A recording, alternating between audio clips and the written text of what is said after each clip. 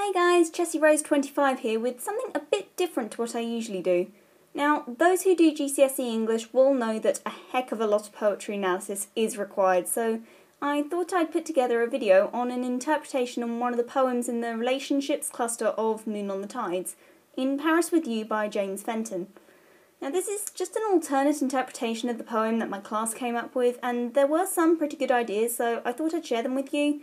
But it won't go into major analysis, seeing as I don't have the video time for that as of now. Also, you don't have to take this as the interpretation of the poem, as there are plenty more which I shall get onto in a moment.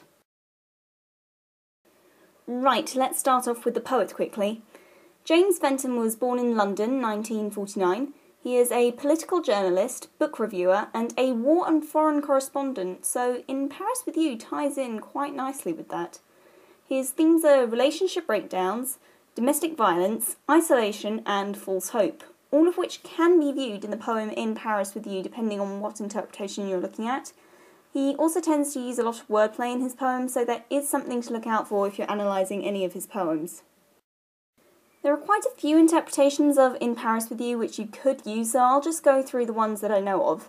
One is that it is told from the perspective of a man who has just been through a bad relationship and is trying again with someone else. Another is that the poem is told from the perspective of a woman who is going through a rocky and possibly violent relationship with a man. And the third, which is what I'll be covering in this video, is that the poem is actually being told from the perspective of a prostitute, and you'll see why as we go looking into the poem itself. Don't talk to me of love, I've had an earful. Now, this line has a very negative connotation, seeing as don't is a very negative command, and it could signify a possible loss of hope if the persona is indeed a prostitute. She asks her customers not to talk about love because she knows that this isn't part of her job. I've had an earful could be an indication that she's heard this all before, when her job isn't to be in love with anyone, just to make love to people. And I get tearful when I've downed a drink or two. Now, is it possible that she drinks in order to cope with the trauma of giving herself up for the pleasure of others? Does drinking make it easier for her?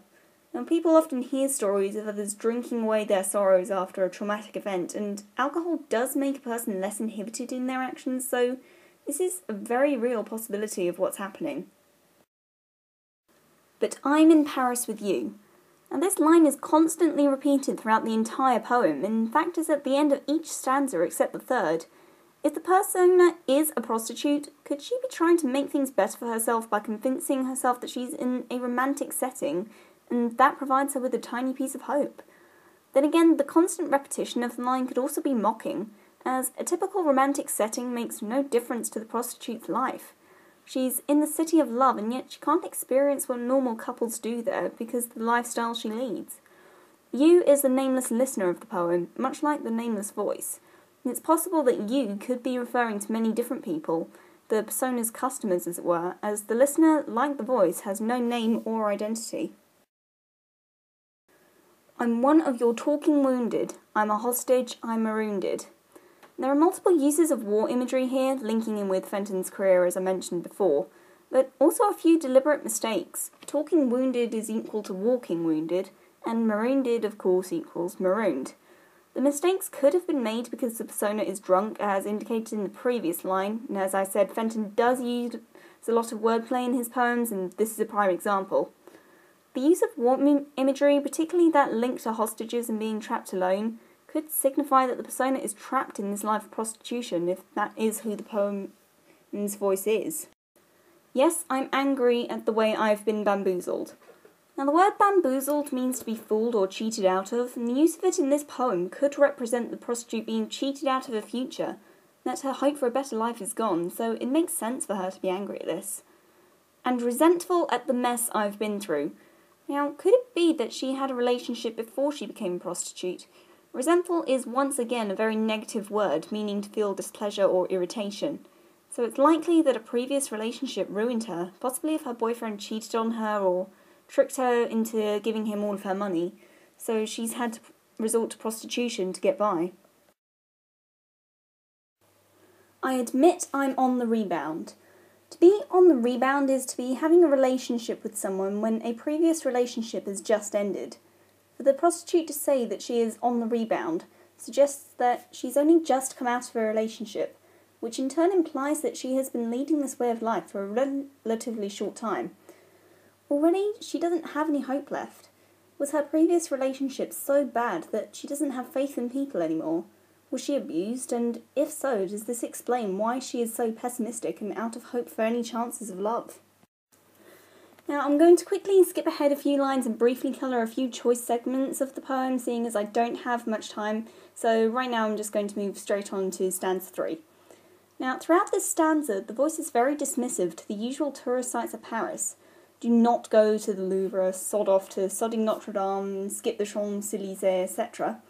Especially the Champs-Élysées, which is really only worth visiting with someone special, which the prostitute is unable to have and doesn't appear to want to have either. Now, is her customer trying to make this more romantic by suggesting trips to these famous Parisian locations? This could suggest that the listener is either a long-term customer who is paying the prostitute for an extended period of time, or again, it could signify the possibility of multiple customers, each suggesting different things. There is very much a let's get it over with feel to this stanza, and again symbolises the persona's no-hope attitude to her situation, especially when her indifferent attitude to the highlights of Paris for a normal couple, which is what the prostitute fears she will never be part of again. Doing this and that to what and whom. The phrase this and that is very general, and considering the persona may be a prostitute, it could signify that making love to someone has no special meaning to her anymore, as she has to do it in order to get by. Likewise, what and whom is also very generic, and ties in with the possibility of the listener not being one person, but a potential group of people. Learning what I am. Now this line suggests that the persona no longer knows who they are, and that they've lost their sense of identity completely. As a prostitute, they're selling their bodies for money and have become little more than an object. What I am also heightens the ambiguity of the gender of the persona and may also symbolise her situation. What and not who is used. It suggests that she doesn't have a choice in the matter. She has customers to satisfy and so is nothing more than something for sale. Moving quickly on to stanza 4, I'm just going to be looking at this line for now. The little bit of Paris in our view. Now, given how dismissive the persona has been of the romance that Paris brings, it seems odd that she would ask the listener to talk about it. The little bit of Paris that they can see from the hotel room window could possibly symbolise a glimpse of the life that she could have had if she hadn't gone down the road of prostitution. Would she have been able to experience the city of love for what it's supposed to bring, had she not gone down this road for whatever reason? It could indicate that there are times when she thinks of the life she could have had her life not gone the way it has, and having her ending up selling her body as a job. Stanza 5. I'm in Paris with.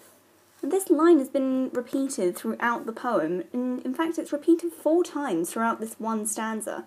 Is she trying to convince herself that it's not all that bad, and that she can will herself to carry on with this life?